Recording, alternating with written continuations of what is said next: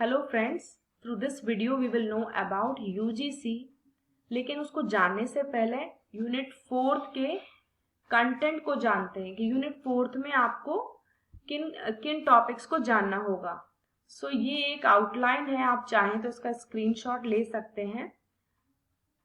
आप इस स्क्रीन का भी आप शॉट ले सकते हैं। इसमें सारी बॉडीज के फॉर्मेशन ईयर्स मैंने मेंशन किए हैं। Like UGC was formed in 1953, NCERT 1961, NCT 1973, RCI 1986, NAC 1994, NKC 2005 and CCE 2009. Let's know about UGC in detail. UGC was established on 28th December 1953. Its headquarters is in New Delhi. It has two official languages, English and Hindi. Its chairman is Dr. Mamidala Jagdish Kumar. The parent organizations are Department of Higher Education, Ministry of Education and Government of India. These three organizations have established UGC. Its official website address is to ugc.ac.in. Now let's know the history of UGC. It was formed before independence. आज़ादी से पहले इसको बनाया गया in the year 1945, ताकि यह 3 central universities की functioning को देख सके। वे सेंट्रल यूनिवर्सिटी हैं अलीगढ़, बनारस और दिल्ली। 1947 में इसकी रेस्पॉन्सिबिलिटी को एक्सटेंड करके सारी इंडियन यूनिवर्सिटीज को कवर किया गया। पहले 3 यूनिवर्सिटीज के कामकाज को ये देखती थी, लेकिन 1947 में सभी यूनिवर्सिटीज को इसके स्कोप में रखा गया। 1947 में ये रिकमेंडेशन दी गई कि यूजीसी का रिकॉन्स्टिट्यूशन यूनाइटेड किंगडम की यूजीसी ग्रांट कमिटी के लाइंस पर होना चाहिए। मतलब कि यूजीसी यूनिवर्सिटी ग्रांट कमिटी की तर्ज पर यूजीसी को, इंडियन यूजीसी को रिकॉन्स्टिट्यूट करना चाहिए।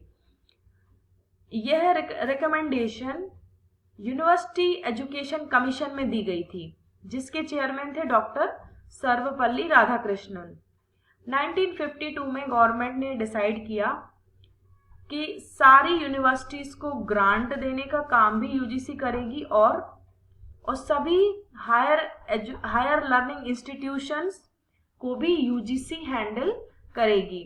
सो 1953 में मौलाना अबुल कलाम आजाद द्वारा इसका इनॉग्रेशन कराया गया, जो उस समय के शिक्षा मंत्री थे, और he was also the Minister of Natural Resource and Scientific Research। और 1956 में यूजीसी एक्ट के अनुसार यूजीसी को एक स्टैट्यूटरी स्टेटस इंडियन पार्लियामेंट से रिसीव हुआ।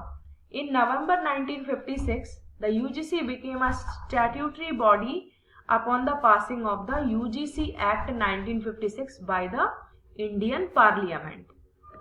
अब इसकी फंक्शनिंग के बारे में हम जानेंगे। यूजीसी, सबसे पहले कुछ और फैक्ट्स जान लेते हैं।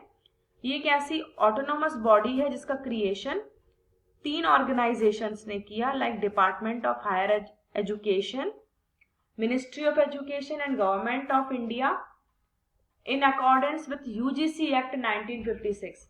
यूजीसी एक्ट 1956 के अकॉर्डिंग इन 3 पेरेंट ऑर्गेनाइजेशन ने यूजीसी का गठन किया।